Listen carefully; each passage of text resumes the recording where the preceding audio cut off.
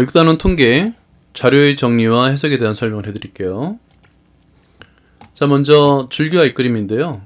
별량은 자료를 수량으로 나타내는 것을 말해요. 예를 들어서 학급 30명의 등교 시간을 조사한다고 그랬을 때 설문조사를 통해서 등교 시간을 전부 다 이렇게 숫자로 표현한 거, 이걸 별량이라 부르는 거예요. 이 별량을 토대로 해서 줄기와 입그림을 그릴 수 있는데, 오른쪽 위에 1, 세로선 2라고 되어 있는 것은 12분이라는 뜻이 있잖아요. 이건 뭐냐면 줄기는 10의 자리고 2분 1의 자리라는 뜻이에요. 그래서 10의 자리가 1일 때 2분을 찾아서 쭉 나열하는 거예요. 1의 자리를. 이와 같은 방법으로 줄기를 1, 2, 3, 4, 5, 6으로 쓰고요. 그러니까 모든 별량이 포함되도록 줄기를 써야 되겠죠. 그런 다음에 2을 쓸 때는 크기 순으로 나열하는 게 좀 좋습니다. 그래야지 나중에 데이터를 분석할 때 좀 도움이 되고요. 현재 그려놓고 보니까 지금 EV 개수가 제일 큰 게 줄기가 2일 때잖아요. 그래서 보통 학생들이 많이 걸리는 시간은 등교 시간은 20여 분이다라는 걸 알 수 있고 60분을 넘기는 학생은 한 명이 있다라는 것을 알 수 있는 거죠. 줄기와 입그림은 두 개 그룹이 비교도 가능해요. 예를 들어서 두 개 팀의 성적을 한 개의 줄기, 두 개의 입으로 표현이 가능한데요. 가운데 부분에 줄기를 쓰는 거예요. 그리고 왼쪽 오른쪽에 한 개의 팀씩 자료를 데이터를 쓰면 되는데, 예를 들어서 K팀과 D팀의 선수별 장타수를 비교하게 되면 나열한 결과를 분석할 수 있죠. D팀의 경우는 장타수가 적은 선수들이 좀 많이 있는 편이고요. 반면에 K팀은 장타수가 높은 선수들이 아주 많이 있네요. 그죠? 그래서 요 결과를 보고 이제 두 팀을 평가를 하자면 K팀의 경우가 장타수 선수들이 많이 있다라고 비교를 할 수가 있는 거예요. 다음에 도수분표입니다. 먼저 계급은 별량을 일정한 간격으로 나눈 구간인데요. 예를 들어서 오른쪽 표에서 0 이상 3 미만, 이걸 계급이라 불러요. 그 다음에 계급의 크기는 구간의 너비인데 0 이상 3 미만이니까 큰 수의 상원수를 뺀 4 빼기 0이 되겠죠. 그걸 계급의 크기라 부르고요. 그 다음에 계급의 개수는 요 계급의 개수, 현재로서는 하나, 둘, 셋, 넷, 다섯, 6개, 이걸 계급의 개수라고 불러요. 다음에 도수는 각 계급에 속하는 자료의 수인데요. 예를 들어서 오른쪽 별량 중에서 0 이상 3 미만이 몇 명이다, 요 학생 수, 요 명을 도수라고 부르는 거예요. 총합은 당연히 40이 돼야 되겠죠. 여기 이제 전체 별량의 수니까. 자, 그래서 왼쪽에 있는 별량들을 정리를 해서 이 도수 분포표를 만들어 놓고 보니까 훨씬 더 보기 편하죠. 그러니까 0 이상 3 미만이 3명, 그 다음에 4 이상 8명, 8일 미만이 7명. 쭉 보니까 가장 많은 그 도수를 가지고 있는 계급이 8 이상 12 미만이네요. 그죠? 그래서 20 이상 24 미만에서 6명까지 해서 총 40명, 합이 40명으로 맞아야 됩니다. 이렇게 도수분포표를 만들어 놓으면 우리가 조사한 데이터의 성질을 파악하는 데 매우 도움이 됩니다. 다음에 히스토그램인데요. 도수분포표를 만든 다음에 이걸 그래프로 표현하는 방법인데, 표를 시각화하는 거예요. 그래프로.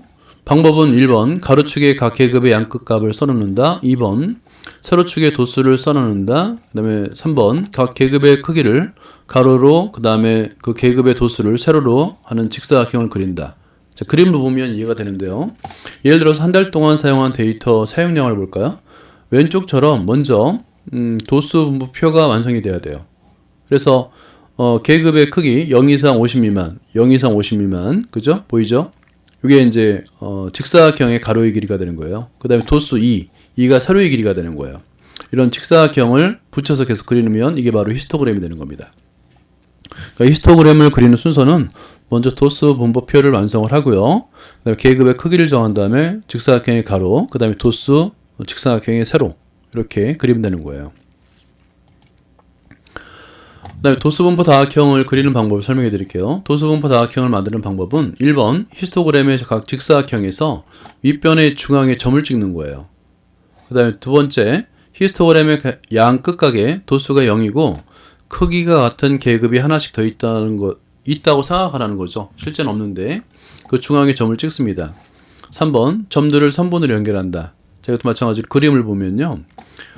예를 들어서 전국 30개 지역의 미세먼지 농도를 나타내는 이런 도수 분포표가 먼저 있어야 돼요. 반드시 있고, 예를 들어서 히스토그램을 그린 후에 도수 분포 다각형을 그려도 되고, 아니면 히스토그램 없이도 가능합니다.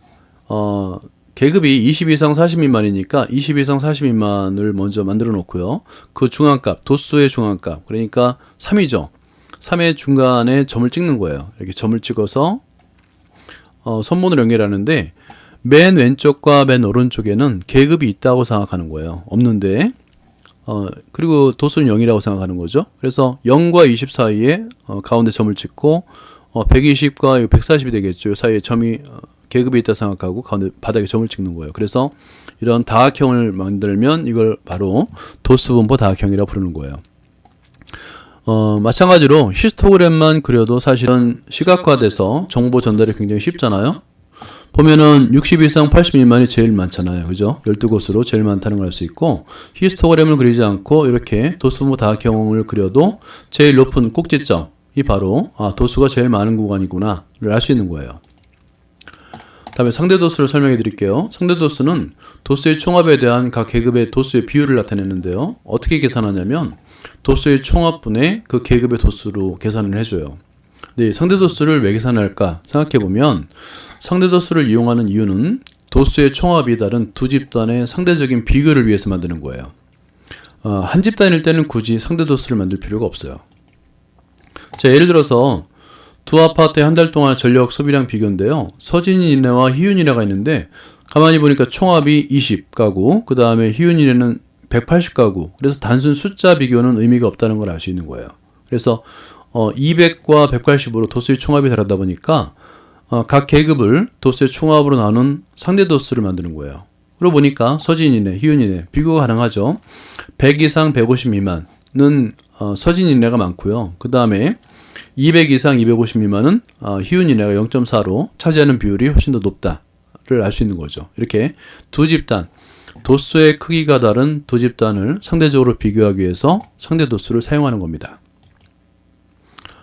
그리고 또 하나 추가적으로 설명을 드리자면 EBS 매스 그 홈페이지에서 검색창에 이지통계라고 검색을 하면 이런 창이 하나 떠요. 그래서 이지통계 중학교용을 선택한 다음에 여러분이 어떤 자료를 입력하거나 직접 자료 입력하거나 아니면 도수분포표를 만들 수가 있습니다.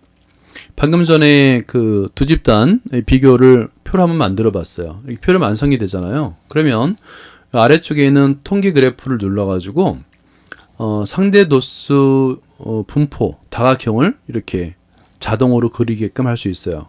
비교가 가능하겠죠.